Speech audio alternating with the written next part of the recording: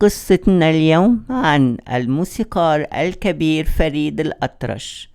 ستبقى العالمي المتفرد بعالميته وترتقي سنة بعد سنة قيمة وقامة شامخة لا تنسى. مرور نصف قرن ولا زالت ألحانك محفورة في تاريخ الموسيقى كأعظم الألحان بالعلم والمعرفة وأكثرها تميزاً.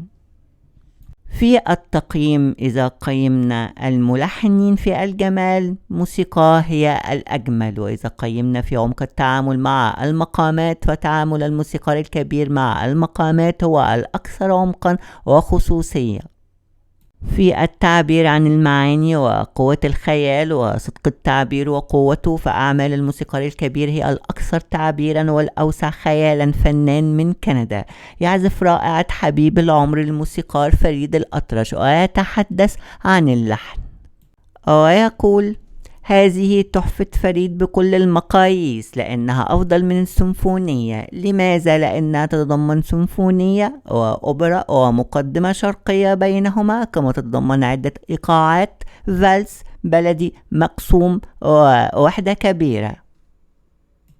وعن كواليس تلحين أغنية حكاية غرامي، أعظم لحن عربي في التاريخ. يقول الموسيقار فريد الأطرش إنه استغرق في تلحينها طوال الصيف، أما تسجيلها فكان على 3 أيام. جميعنا نعرف إن الربيع لفريد الأطرش أعظم لحن عربي تمثل قيمة التعبير عن المعاني وقيمة العبقرية، ولكن لا نعلم إلا أن هذا اللحن تأثيرات ثقافية عالمية. فأجزاء اللحن تسرسبت في ألحان كثيرة وثقافات وشعوب مختلفة لها أذواق استطاع استيعابها وتقديمها فريد الأطرش الأستاذ أنيق في نغماته، أنيق في تحولاته، أنيق في موسيقاه، أنيق في أسلوبه، وأنيق في تفكيره، وأنيق في مدرسته. أعظم موسيقار في التاريخ مش من فراغ.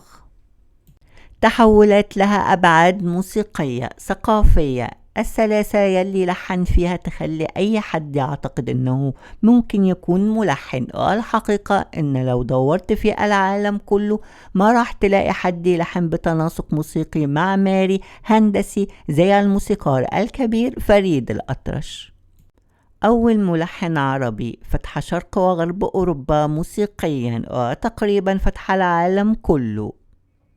وعن رأيي المتواضع أنا رندا صالح، أغنية حكاية غرامي قمة من القمم وسيمفونية رائعة. المميز والفريد في سماء الموسيقى والأغنية العربية، أغنية رهيبة وصوت لن يتكرر. الموسيقار الكبير فريد الأطرش وأيام الفن الجميلة الذي تلاشى بفضل إهمال المحطات التلفزيونية والإذاعية لهم، وبث الأغاني الهابطة الذين يدعون الفن والطرب، وبسرعة يظهرون وبسرعة يختفون. ودعونا نتواصل ونعيد الزمن الجميل والفن الأصيل للعودة والاستماع لهم، وعدم السماح للمطربين الذين يدعون الطرب والفن وهم لا يقدمون إلا الفن الهابط غير معبر. ولكم مني جزيل الشكر.